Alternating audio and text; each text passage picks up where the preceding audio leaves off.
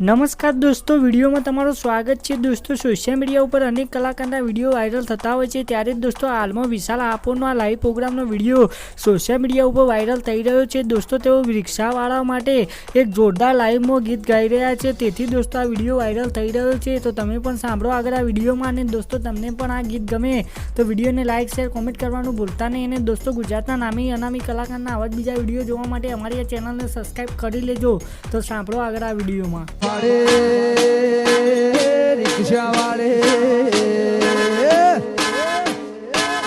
Rickshaw वाले कमलों की तो वगाड़ो आ दिल ने तारी याद आई रे रो।